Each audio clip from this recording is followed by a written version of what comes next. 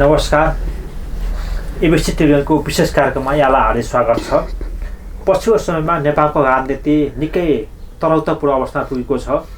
एकातिर पुष 5 गते प्रधानमन्त्री केपी शर्मा ओलीले संसद विघटन गर्नुभयो भने फेरि पुनः फागुन 11 गते सर्वोच्च अदालतले प्रतिनिधि सभा विघटनलाई बदल गर्दै पुनः प्रतिनिधि सभाको बैठक बस्न फैसला जारी भयो। त्यसको साथसाथै जब चाहिँ 23 गते फागुन 23 गते प्रतिनिधि सभा बैठक बस्दै थियो, त्यति नै बेला सर्वोच्च अदालतमा 3 वर्ष अगाडि परेको एउटा नेकपा पार्टी कसो भन्ने बारेको विवादको एउटा नामको फैसला चाहिँ त्यही गते नै भयो। ऋषि कट्टे नेतृत्वको नेकपाले आफ्नो आधिकारिक नाम प्राप्त गरिसके पछाडि यति बेला नेपालको सत्ताधारी प्रमुख राजनीतिक दल नेकपाको नामले परिचित नेकपा, पूर्व माओवादी केन्द्र र पूर्व एमाले के अवस्थामा फर्किरहेका छन् र यो समयमा अब प्रधानमन्त्री केपी शर्मा ओली नै संसदमा चाहिँ विश्वासको मत प्राप्त गर्ने कि नगर्ने भन्ने बारेमा पनि त्यस्तै अवस्था आइसकेको छ भने संसदमा अहिले 4वटा राजनीतिक दल आफ्नो चाहिँ राजनीतिक हैसियतमा चाहिँ प्रस्तुत हुने अवस्था पनि रहेको छ। यसै सन्दर्भको सिरोफेरोमा नेपालको राजनीति कता जाँदैछ, राष्ट्रिय अन्तर्राष्ट्रिय शक्तिहरूले कसरी हेरिरहेका छन् भन्ने विषयमा आज हामी कुराकानी गर्न गइरहेका छौँ। आज हामीसँग कुराकानीका लागि हुनुहुन्छ परराष्ट्र मन्त्री, जो उहाँ पूर्व परराष्ट्र मन्त्री हुनुहुन्छ। उहाँ लामो समयसम्म नेपालको कूटनीतिक क्षेत्र र एउटा राजनीतिमा इन्भल्भ हुनुभयो। रमेशनाथ पाण्डेज्यू, यहाँलाई एबिसी टेलिभिजनमा हार्दिक स्वागत छ। धन्यवाद। जस्तै हजुरले यो कूटनीतिक क्षेत्रमा लामो समय बिताउनु भयो, राजनीतिलाई पनि एकदम नजिकबाट हेर्नु भएको छ। यो अहिले पछिल्लो समयको राजनीतिलाई तपाईँले कसरी विश्लेषण गरिराख्नु भएको छ? दुर्भाग्यवश नेपालको राजनीति अस्थिरतातिर गएको छ। नेपालको राजनीतिले जुन लिगबाट राजनीति अगाडि बढ्न खोजेको थियो, त्यो लिगबाट बाहिर निस्किएको छ। अब त्यो लिग छोडेर राजनीति अगाडि जुन बढ्न थाल्दछ, त्यसले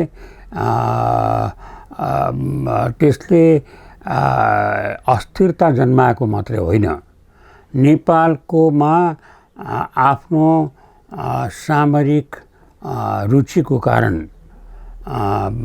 नेपालमा राजनीतिक स्थायित्व होस्, सरकार बलियो होस् र उसले दिएका वचनहरू पालन गर्न सक्ने ल्याकत रहोस् भन्ने चाहना जुन दुईटै छिमेकीहरूले आफ्नो सामरिक सोचको लागि गर्न थालेका थिए, त्यसमा व्यवधान खडा हुने अवस्था खडा भएको छ। त्यसले गर्दाखेरिमा एकातिर आन्तरिक राजनीतिले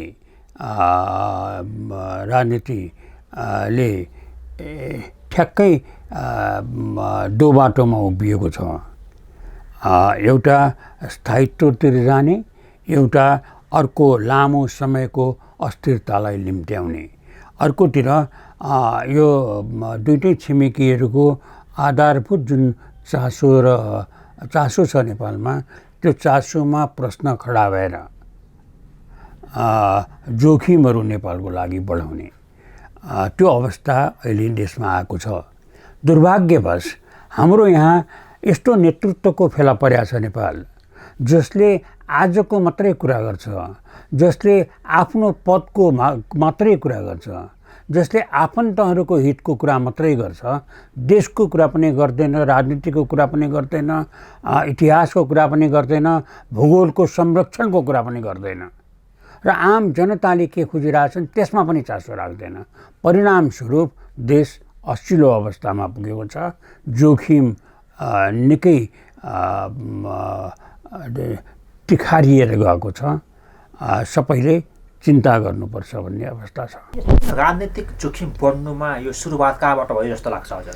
होइन, राजनीतिक जोखिम बढ्नुको मूल कारण के हो भनेदेखि यो राजनीतिमा लागेर नेतृत्वको तहमा बसेका मित्रहरूले राजनीतिक संस्कार ग्रहण गर्नै भएन।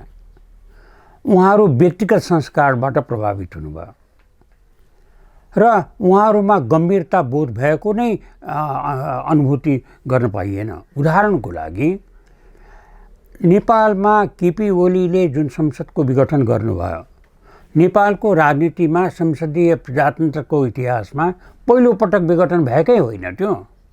त्योभन्दा अगाडि पनि 3 चोटि विघटन भइसकेका छन्। त अगाडि जुन चाहिँ 3 चोटि विघटन भए त्यो विघटन र केपी ओलीले विघटन गरेकोमा तात्विक समानता के थियो भन्दा त्यो चारवटै विघटन चाहिँ सत्ता र सत्ताधारी पार्टीको नेतृत्वको बीचको कलहको फल थियो। त्यो कलहको फलले विघटन भएको थियो भन्दा पहिलो पटक गिरिजाप्रसाद कोइरालाले जुन कारणले विघटन गर्नुभयो, चौथो पटक केपी ओलीले त्यही कारणले विघटन गर्नुभयो। तर प्रत्येक यहाँका नेताहरू विघटन गर्ने पनि विघटनको विरोध गर्नेहरू पनि दुवै थरीले त्यो कारण पत्ता लगाउने, कारणलाई दोहोरिन नदिने उपाय के छ भन्ने कुरामा सोच्नु भएन। सोच्नुभयो के भने एक थरीले विघटन ठिक छ भन्नेले भनिदियोस् भनेर भगवान्लाई, उहाँहरू त भगवान्लाई विश्वास नगर्ने हुनुभयो, उहाँहरू पुकार्न थाल्नुभयो, कसलाई पुकार्नुपर्छ तिनीहरूलाई। अर्को थरी विघटनलाई सच्याइयोस् र पुनर्स्थापना होस् भनियो। पुनर्स्थापना भयो, फरक के पर्यो त? फरक दुईवटा पर्यो। एउटा त्यो काल जुन पल्केको थियो नेपालको प्रजातन्त्रमाथि, त्यो काल पल्कै भयो। जुन कारणले काल पल्किएको थियो त्यो कारण यथावत रह्यो। यथावत रहनुको अर्थ नै के हो भने हामी ठिक बाटोबाट हिँडिरहेका थिएनौँ, हामी सुधार्ने बाटोबाट लागिराखेका थिएनौँ, सच्चिने र सच्याउने बाटोमा लागिराखेका थिएनौँ। परिणाम आज यो भयो। यो परिणामलाई हामीले अहिले पनि यसलाई सुधार्ने, यसको स्थायी उपचार गर्ने प्रयास गरेनौँ भने हामी इतिहास दोहोऱ्याउने बाटोमा लाग्छौँ, इतिहास दोहोरिरहन्छ। ठुलो समस्या जो सरकारमा छ उसैको पार्टीबाट समस्या आयो। यो अहिले पनि यो यता कता हेर्दाखेरि यो विगतमा आम जनताले भन्दै गरेको के राजनीतिक दलले उठाएको एजेन्डा कतै यो संसदीय व्यवस्था पनि खराब छ, अब चाहिँ शासकीय स्वरूप नै परिवर्तन गर्न पर्यो भन्ने एजेन्डा पनि उठेको छ। आम जुन अब संविधान सभाबाट संविधान निर्माण हुँदै गर्दाखेरि म पनि केही त्यस्ता जनताका सुझाव लिने ठाउँमा चाहिँ माननीयसँग पुगेका थिएँ। प्रत्यक्ष कार्यकारी राष्ट्रपति नै चाहिन्छ भन्ने आवाज सबैतिर उठिरहेको थियो। तर जनताको आवाजका लागि, जनताको लागि राजनीति गर्छु भन्ने नेतृत्वले जनताको एजेन्डालाई चाहिँ सम्बोधन गरेको देखिँदैन। यदि कार्यकारी प्रमुख राष्ट्रपतिकै प्रणालीमा जाने हो भने यो व्यवस्थाको अन्त्य हुन्थ्यो होला नि। के लाग्छ तपाईँलाई यसमा? के कारणले संसद विघटन भयो, के कारणले यो पटक पटक दुर्घटनामा पर्यो भन्ने बारेको कारण नखोज्ने, कारण बुझ्न नखोज्ने, त्यो कारण हटाउन नचाहने, अनि दोष चाहिने संविधानलाई दिने, दोष चाहिने प्रजातन्त्रलाई दिने, दोष चाहिने जनतालाई दिने, दोष चाहिने कसलाई दिने, त्यो गति, त्यो जुन प्रवृत्ति छ त्यो प्रवृत्ति स्वयं नै दोषयुक्त छ। म तपाईँको दर्शकहरूलाई के स्मरण गराउँछु भने यस्ता तपाईँको प्रवृत्तिहरू पहिले पनि देखिएका हुन्। उपचार गर्ने प्रयास पनि भयो। उदाहरणको लागि जुन बेलामा गिरिजाप्रसाद कोइरालाले, नेपाली काङ्ग्रेसका सभापति प्रधानमन्त्री गिरिजाप्रसाद कोइरालाले संसद विघटन गर्नुभयो र मध्यावधि चुनाव गर्नुभयो, त्यो मध्यावधिबाट आएको नेकपा एमालेको सरकारलाई हटाएर फेरि मिलिजुली सरकार बन्यो, त्यसलाई हटाएर अर्को मिलिजुली सरकार बनायो र त्यसलाई हटाएर अर्को बनाएर सरकार गठन र विघटनको एउटा लामो श्रृङ्खला, राष्ट्रलाई नोक्सान पार्ने श्रृङ्खलाहरू जब चल्न थाले, त्यो बेलामा नेपाली काङ्ग्रेसका सभापति जो प्रधानमन्त्री पनि हुनुहुन्थ्यो गिरिजाप्रसाद कोइराला र नेकपा एमालेका महासचिव जो प्रमुख प्रतिपक्षी दलका नेता हुनुहुन्थ्यो माधव नेपाल, उहाँ दुवैजनाले मलाई के भन्नुभयो भने यसको निदान खोजिदिनु पर्यो। मैले भने यसको निदान के हो भने यसरी संसद यो पार्टी टुक्राउने अनि पार्टीलाई कमजोर पार्ने अनि सरकार जाने, सरकार विघटन गर्ने, सरकार गठन गर्ने, यो खेल नै बन्द गर्नुपर्छ। जनताले जुन पार्टीबाट लाई भोट खसाल्यो भने त्यही पार्टीलाई स्वीकार गरेर बस्नुपर्छ। एउटा अनुशासन, एउटा चाहिँ राजनीतिक संस्कार विकास गर्नुहोस् न तपाईँहरू भनेपछि संसदले एउटा सर्वदलीय संसदीय आयोगको गठन गर्यो जसको संयोजक मलाई बनाइयो र त्यो हाम्रो प्रजातन्त्रको इतिहासमा, संसदीय प्रजातन्त्रको इतिहासमा बडा गर्व गरेर म तपाईँहरूलाई भनिरहेको छु, तपाईँको दर्शकहरूलाई सुनाइरहेको छु। नेपालको संसदीय प्रजातन्त्रको इतिहासमा त्यो एउटै मात्रै संसदीय समिति थियो जसले एकदम छोटो समयमा आफ्नो काम पुरा गर्यो र त्यसले तयार गरेको प्रतिवेदन जसलाई दल त्याग ऐनको नाउँमा नाम दिइयो, त्यो दल त्याग ऐन संसदका दुवै सदनले छलफल पनि नगरिकन एउटै बैठकबाट पारित गरे। त्यो पारित गरेको दिनदेखि त्यो संसदको त्यसपछि उसले आफ्नो काम पुरा गरेर अर्को तपाईँको चुनाव भयो। त्यस बेलासम्म नेपालमा कुनै पार्टीहरू विघटन भएनन्, कुनै सरकारहरू हल्लिन थालेनन्। यो दल बदलको तपाईँको रोगै गयो। प्रजातन्त्रको जुन काल पल्किया थियो त्यो काललाई हामीले मुक्त कालकै निदान गरिदियौँ। किन यसपालि चाहिँ यो जब खटपट सुरु भएको थियो सत्ताधारी पार्टीको बिचमा, त्यो बेलामा यो समस्याको बारेमा नेतृत्वले किन विचार गरेन? संविधान बनाउँदाखेरिमा किन होस गरेन? किन उपचारको कोसिस गर्ने सट्टा संसद विघटन गर्नमा एक थरीले अगाडि बढे, एक थरीले त्यो विघटनलाई सच्याउनमा अगाडि बढे? विघटन सच्याएर पुनर्स्थापित भएर त रोग त समाप्त भएन त। त्यस निम्ति मूल कुरा के हो भने हामी जुन रोग हामीलाई लागेको छ, हाम्रो राजनीतिलाई लागेको छ, जसले हाम्रो प्रजातन्त्रलाई कमजोर पारेको छ, जसले पटक पटक आम जनताको मनमा प्रजातन्त्रप्रति वितृष्णा फैलाएको छ, त्यो रोगलाई निदान गर्ने बारेमा हाम्रो नेतृत्व ध्यान दिएन। त्यसको सारांश के हो, निचोड के हो भने नेपालमा प्रजातन्त्र असफल भएको छैन। प्रजातन्त्रका पक्षधर नेपाली जनता असफल भएको छैनन्। नेपालमा राजनैतिक नेतृत्व असफल भएको छ। त्यो राजनैतिक नेतृत्व पटक पटक असफल भएपछि पनि, जति पटक संविधान परिवर्तन गरे पनि, संसद विघटन भएपछि हामीले यसको कारण, यो काल पल्किनुको कारणहरू पत्ता लगाएर त्यो कारणहरूलाई हटाएर नेपालको प्रजातन्त्रलाई निरोगी बनाउने प्रयास गर्ने सट्टा, त्यसमा चिन्तन गर्ने सट्टा हाम्रो ध्यान संसद विघटनलाई अदालतले स्वीकार गरिदियोस् अथवा विघटनलाई अस्वीकार गरिदियोस् भन्नेमा सीमित रह्यो। परिणाम के हो भने विघटनलाई उसले त अस्वीकार गर्यो अदालतले, तर अस्वीकार गरेपछि पनि जुन मूल कुरा थियो त्यो कुरा त जहाँको त्यहीँ आयो, त्यो कुराको अगाडि बढायो। एउटा दोस्रो कुरा चाहिँ अहिले डायग्नोसिस के भइराखेको छ भनेदेखि चाहिँ नि हामी कहाँ एउटा गलत प्रवृत्ति हुर्किएको छ हाम्रो नेतृत्वमा। मैले तपाईँलाई अघि भने नेतृत्व कसरी असफल भयो भनेर। नेतृत्व असफल हुनुको अर्को कारण के हो भने नेतृत्वमा गलत प्रवृत्ति हुर्कियो, अहङ्कार बढ्यो। हामीले जे गरे पनि हुन्छ भने त्यो जे गरे पनि हुन्छको फल अहिले प्रजातन्त्रले भोग्यो, ती नेतृत्वमा बसेका मानिसहरूले पनि अहिले भोगिरहेका छन्। दोष यसलाई र उसलाई दिएर केही माने छैन, दोष उहाँहरू नै हो। किन हो भनेदेखि चाहिँ नि उदाहरणको लागि जुन बेलामा पार्टी एकीकरण भयो, त्यो एकीकरण भएको बेलामा दुईवटा विपरीत स्कुलिङमा हुर्केका, राजनीतिक संस्कारमा हुर्केका, राजनीतिक अभ्यासबाट अगाडि बढेका दुईवटा राजनीतिक शक्तिहरू त्यो समय नै नदिकन एक भए। एक भए, त्यो एक भएपछि त्यो मानसिक रूपमा, वैचारिक रूपमा, चारित्रिक रूपमा एक हुन सकेका थिएन। त्यो एक भएपछि हामीले गरे हुन्छ भन्ने त्यसका नेतृत्वमा अहङ्कार भयो। त्यो अहङ्कारको फल अहिले निस्कियो।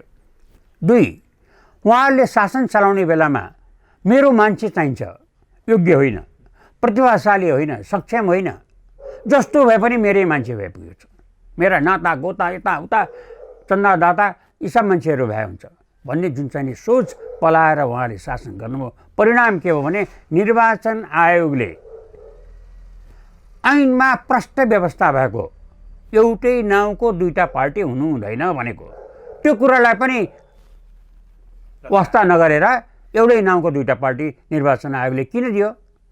किनभने त्यहाँ आफ्नो मान्छे राखिया थियो। त्यो आफ्नो मान्छेलाई नेतृत्वले दबाब दियो। त्यो नेतृत्वको दबाबमा उठ्न सकेन। परिणाम के हुन आयो भन्दा अहिले यत्रो ठुलो बिजोग भयो। कति ठुलो बिजोग होला? देशको कानुन बनाउनेहरू, देशमा शासन गरेर बस्नेहरू, नेपाली जनताबाट 5 वर्ष शासन गर्नलाई म्यान्डेट पाएको नेतृत्व गैर कानुनी रूपमा पार्टीको नाउँ राखे बापतमा त्यो पार्टीको नै को अस्तित्व नै समाप्त गरिदियो अदालतले। कति ठुलो चाहिँ अपमान भएको छ यो हाम्रो राजनीतिक नेतृत्वको सुझबुझको, उत्तरदायित्वपनको। त्यसको लेखाजोखा भोलि जुन बेला इतिहासले गर्ला त्यो बेलामा मुख देखाउने ठाउँ हुँदैन। त्यस निम्ति अहिलेको आजको अवस्थामा आउँदाखेरिमा हामीले सोच्नुपर्ने कुरा के छ भने नेपालको प्रजातन्त्र एकचोटि फेरि सङ्कटमा परेको छ।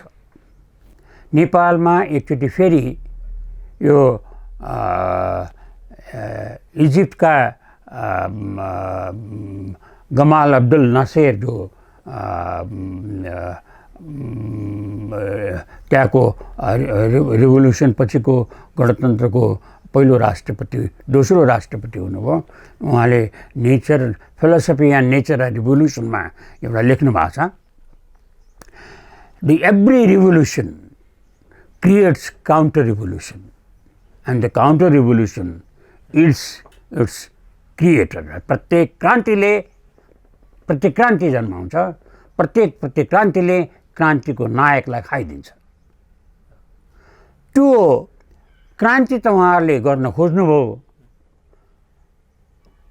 धेरै उथलपुथल त देशमा गर्नुभयो, तर क्रान्तिको नियम पढ्नु भएन, नियम पालन गर्नु भएन। चीनमा माओवादीले आफ्नो नाउँ त माओवादी राख्यो, तर चीनमा त्यो क्रान्तिलाई प्रतिक्रान्ति हुन नदिनलाई चिनिया नेता माओ सेतुङले के गरेका थिए भन्ने कुरा हिक्का राख्नु भएन। जुन बेलामा कल्चरल रेभोल्युसन इन्डिया, तपाईँको पाठकहरूलाई, तपाईँको श्रोताहरूलाई रुचिकर हुने कुरा बताउँ, जुन बेलामा चीनमा कल्चरल रेभोल्युसन सुरु भइसकेका थिएन, हुने बाहिर कुरा पनि चलेका थिएन, भित्रभित्र तयारी भइरहेको थियो। त्यो बेलामा हाम्रो भर्खर दूतावास खडा भएको थियो चीनमा, र हाम्रो दूतावासमा एकजना साह्रै योग्य, साह्रै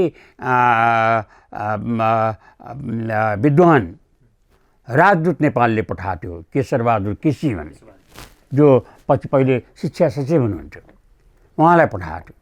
र केशरबहादुर केसी एउटै मात्रै चिनको इतिहासमा एउटै मात्रै त्यस्तो विदेशी राजदूत हुन् जसले अध्यक्ष माओ सेतुङसँग फ्रिक्वेन्टली भेट्थे। र उनले एउटा रिपोर्ट नेपाल सरकारलाई पठाए, जुन रिपोर्टमा कल्चरल रेभोल्युसन हुँदैछ भन्ने कुराको पूर्व जानकारी नेपालले प्राप्त गरेको थियो। त्यो रिपोर्ट उनको रिपोर्टमा थियो र उनका रिपोर्टमा माओ सेतुङलाई मात्रै कोट गरिएको थियो हरेक पटकको मिटमा। त्यसको एक हरकमा म तपाईँको श्रोताहरूलाई, दर्शकहरूलाई सम्झाउँछु। माओ सेतुङले हाम्रो राजदूतलाई के भन्नुभएको थियो भने यो क्रान्ति भएपछि प्रतिक्रान्ति अवश्यम्भावी हुन्छ।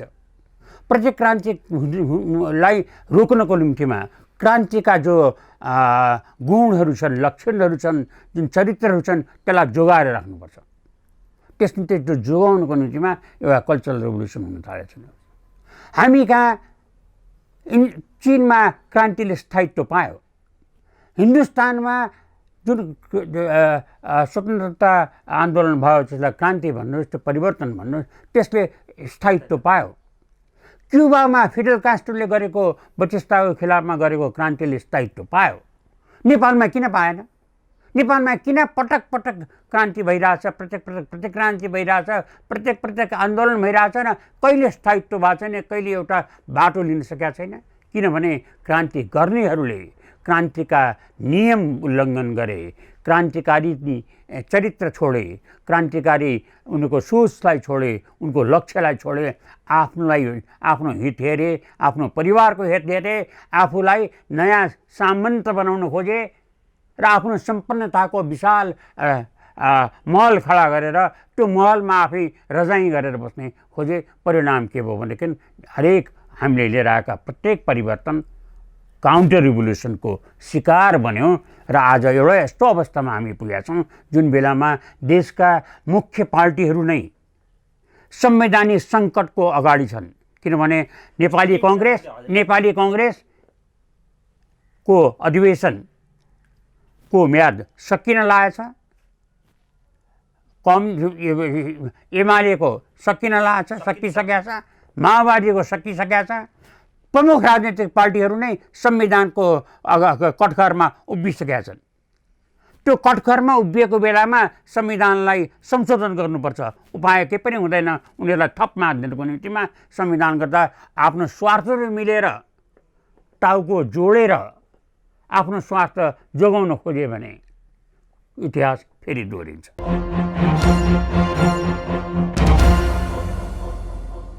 मुख्य कुरा के हो भने नेपालमा एउटा जुन किसिमबाट हामी अगाडि बढिरहेछौँ त्यसमा हाम्रा आफ्ना कमजोरीहरू, हाम्रा अनुभवहरूले सिकाएको कुराहरूलाई हामीले छोडेर तात्कालिक कुराहरू मात्र हेर्ने, आत्मपरक चिन्तन मात्रै गर्ने, अहङ्कार प्रवृत्ति गर्ने, योग्यतालाई वास्ता नगर्ने, यहाँका युवा जुन शक्तिहरू छ, जो प्रतिभाशाली छन्, जो योग्य छन्, जो केही गरौँ देशको निम्तिमा भनेर समर्पण गर्ने भावका छन्, तिनीहरूलाई व्यवस्था गर्ने र एउटा झुन्ड खडा गर्ने आफ्ना आसेपासेहरूको त्यो गरेर लिएर गयो भने नेपालमा एउटा ठुलो विग्रह हुने खतरा छ।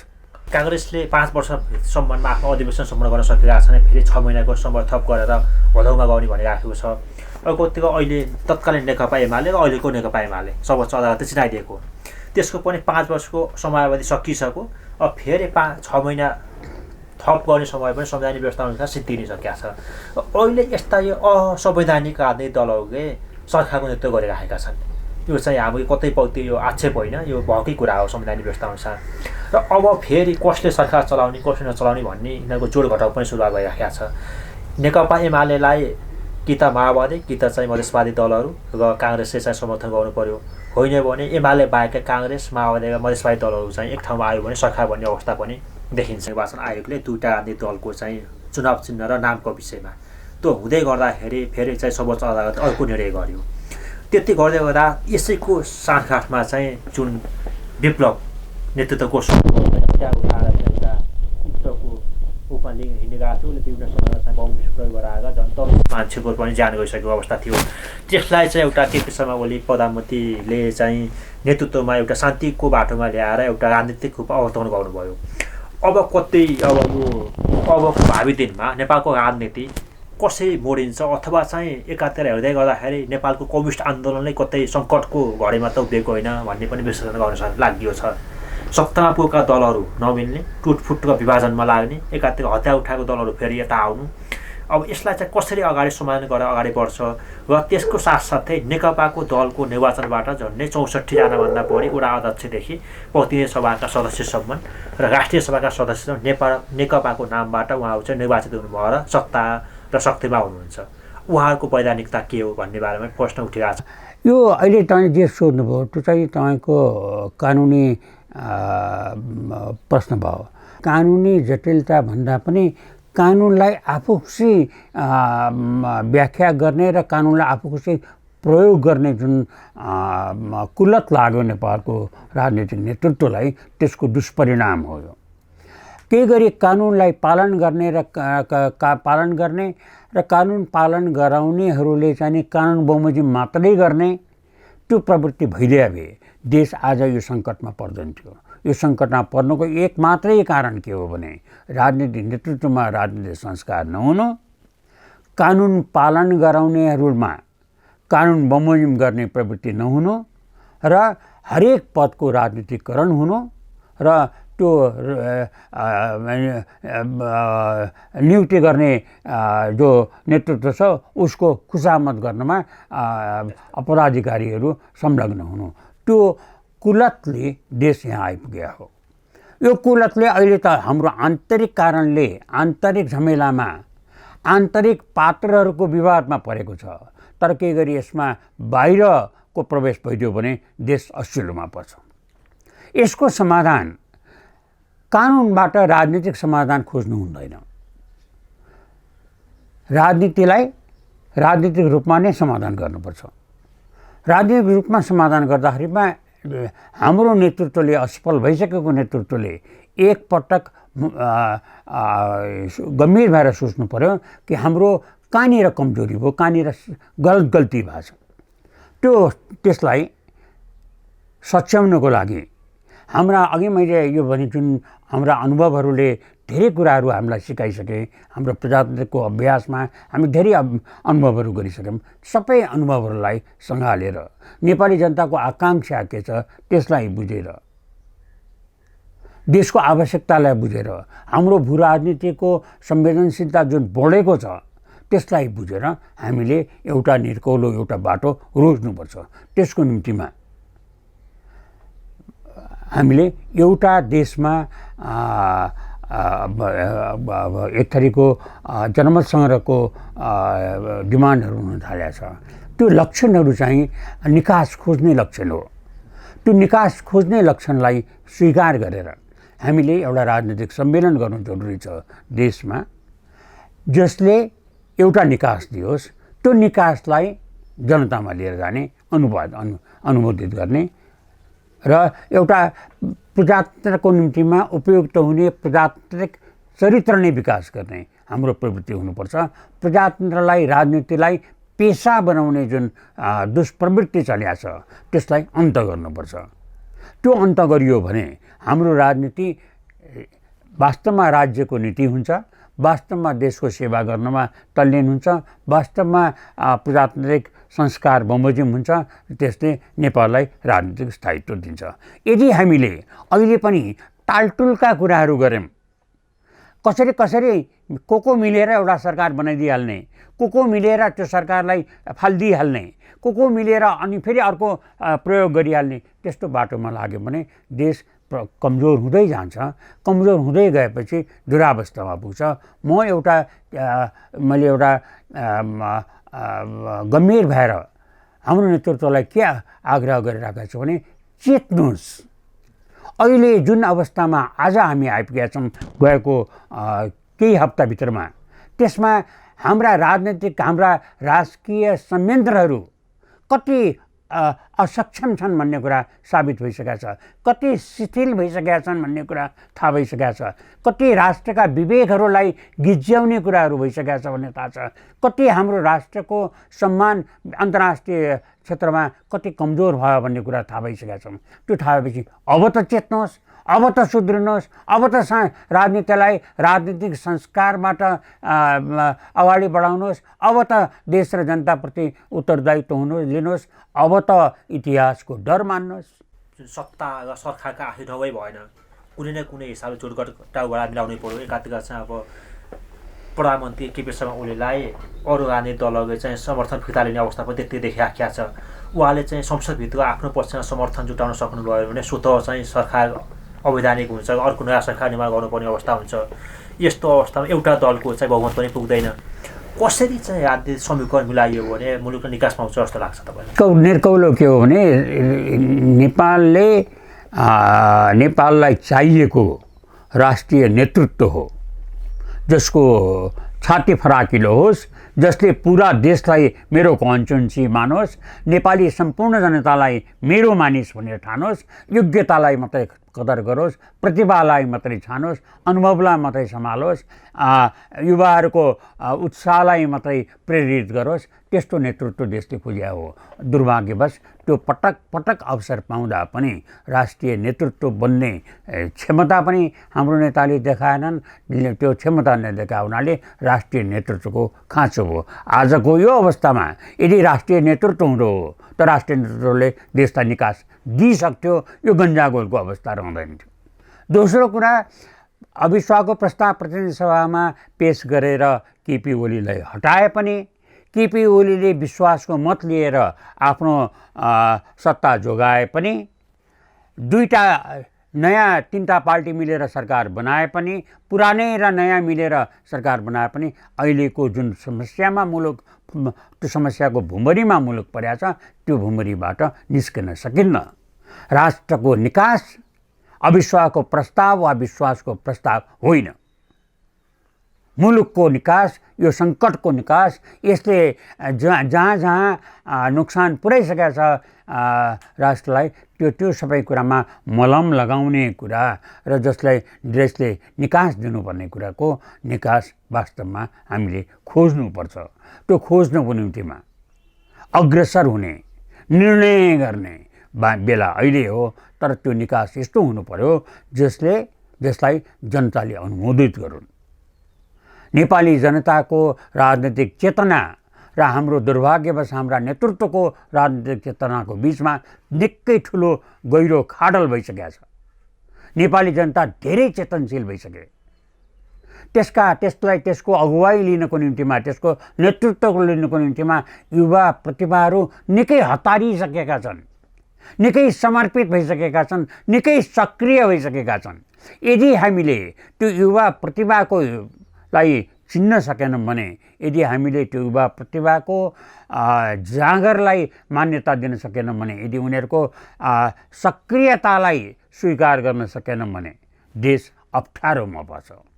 त्यो अप्ठ्यारोमा परेको बेलाको निकास हुँदैन। किनभने हामीले धेरै देशहरूका अनुभवहरूबाट सिकेका छौँ कि जुन बेलामा जनता सडकमा आउँछन् त्यो बेलामा कानुन गैर कानुनी हुन्छ। कानुनले वर्जित गरेका कुराहरू सबै व्यवहारमा लागू हुन थाल्छन्। अनि त्यो बेलामा नेतृत्वको अभावले त्यो बत्तिएर, त्यो आन्दोलन बत्तिएर गलत दिशातिर पनि जान सक्छ, जुन गलत दिशाले नेपालको इतिहास र भूगोललाई खतरामा पनि पार्न सक्छ। त्यही यो नेकपाको विवाद, सत्तारूढ दलको नेकपाको विवाद चाहिँ झन्डै 1 वर्षदेखि यता चलिरहेको थियो।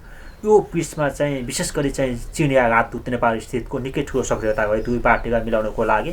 आफ्नो छिमेकी मुलुकमा पनि एउटा कम्युनिस्ट सरकार स्थायित्व भइराखोस् भन्ने चाहना चाहिँ चिनको हुनु स्वाभाविक पनि भयो। अर्कोतिर भारतीय पक्षहरू पनि निकै चाहिँ बालुवाटारसँग उठबस गरिराखे, गोप्य, औपचारिक वा अनौपचारिक रूपमा। अर्कोतिर चाहिँ अमेरिकी शक्ति राष्ट्र पनि यो जुन एमसिसीको विषय लिएर निकै ठुलो चाहिँ कूटनीतिक छलफल, बहस र त्यसको एक खालको चाहिँ रणनीतिहरू तयार गरिराखे। यस्तो अवस्थामा कतै नेपालको राजनीति यो तीनटा शक्तिहरू बिचको दबावमा परेर यो अवस्था आएको त होइन भन्ने पनि एउटा अनुमान लगाउन सकिन्छ।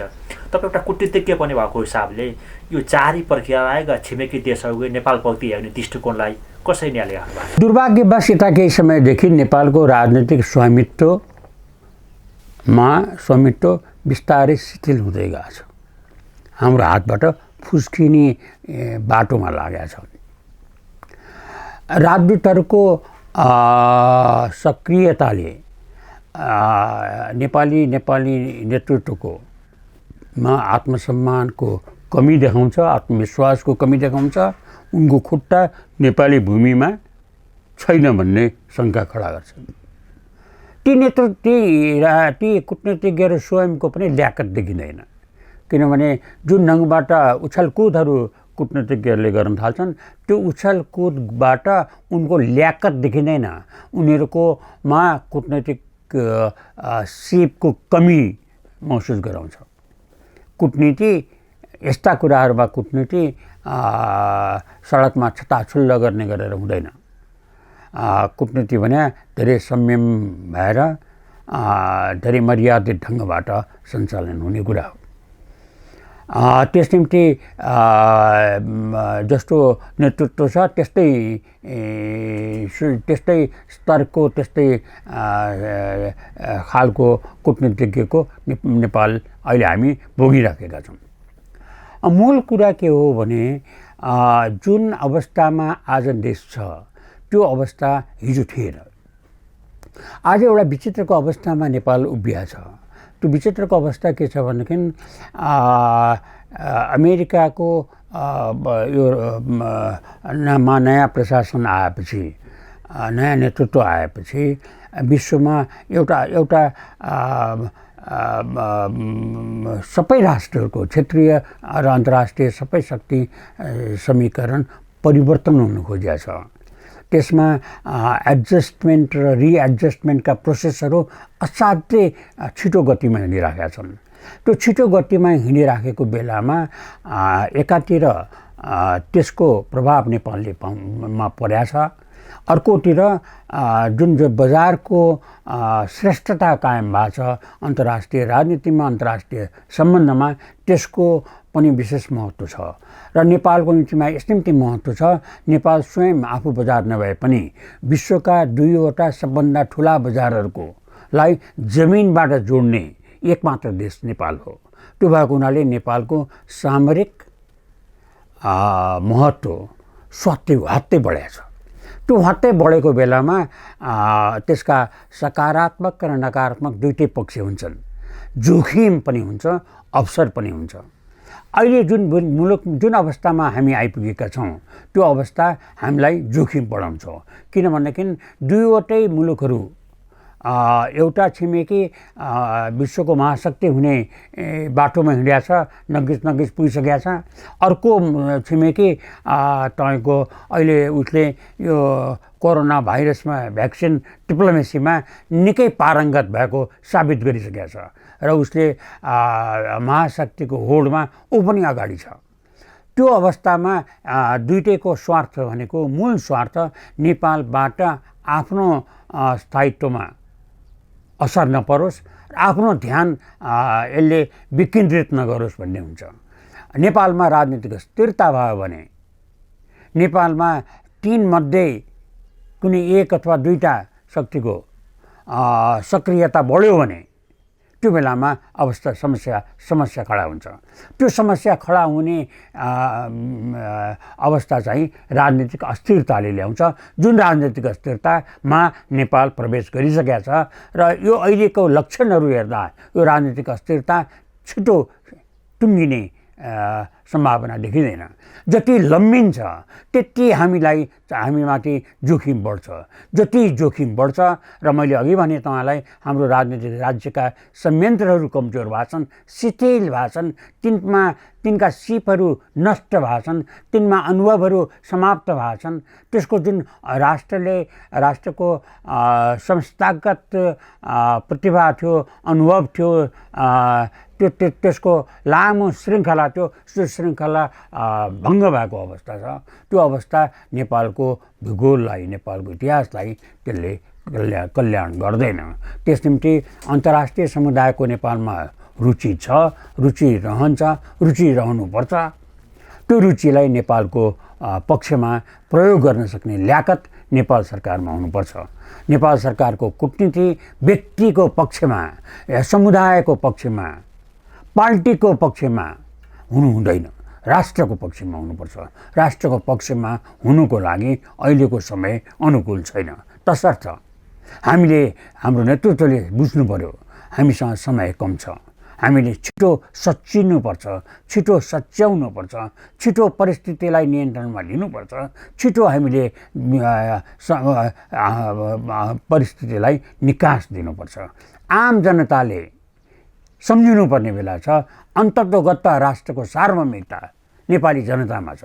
सार्वभौम जनताले सार्वभौम अधिकार राख्ने, सार्वभौम सोच राख्ने, सार्वभौम निर्कौलो गर्ने बेला त अहिले नै हो। त्यस निम्ति जनताले मुखरित हुनु पर्यो उनले के चाहिरहेछन्, उनले निर्णय दिनु पर्यो। युवा वर्गहरू जो हतारिएका छन् नेतृत्व लिनुको निम्तिमा, जसको हक छ नेतृत्व लिने, जसले भोलिको लागि जो बाँच्नुपर्छ, जोसँग प्रतिभा छ, जसमा समर्पण भाव छ, तिनले सोच्नु पर्यो कि उनका उत्साहले कहीँ आन्दोलनलाई गलत दिशातिर नमोडोस्। त्यस निम्ति उनीहरूले राष्ट्रको हितमा के गर्ने भन्ने, उनीहरूसित अनुभवको कमी छ, उनीहरूसित समर्पण भाव बढी छ, उनीहरूमा उत्साह बढी छ, उनीहरूसँग समय छ। त्यस निम्ति त्यो सबैलाई मिलाएर हामीले लिएर जान सक्ने राष्ट्रिय नेतृत्वको देशलाई अभाव छ। त्यो राष्ट्रिय नेतृत्व इतिहासले खोजिराखेका छ। राष्ट्रिय नेतृत्व जनताले छानेको प्रजातान्त्रिक पद्धतिबाट आओस् भन्ने मेरो चाहना छ। प्रजातन्त्रमा विश्वास गर्ने सबैको चाहना छ। त्यो चाहना पुरा गर्ने वातावरण बनेन भने, हामीले नचाहेको बाटोबाट गए पनि राजनीतिक नेतृत्व आओस् भन्ने कुन इच्छा जागृत हुन्छ। त्यो जागृत भयो भने त्यसले देशलाई सङ्कोचमा पार्छ। तसर्थ हामीहरू यति बेला मुलुकको समस्यामा राजनीति र छिमेकी मुलुकहरूको नेपालमा हेर्ने दृष्टिकोण अबको चाहिँ नेपालले चाल्नुपर्ने कदमको बारेमा हामी कुराकानी गऱ्यौँ। यति जेसम्मको लागि हामीलाई समय दिनुभएकोमा पूर्व परराष्ट्र मन्त्री रमेशनाथ पाण्डेज्यूलाई विशेष धन्यवाद दिँदै क्यामेरा पर्सन ध्रुव अधिकारीका साथमा म एमन पौडेल पनि बिदा हुन्छु।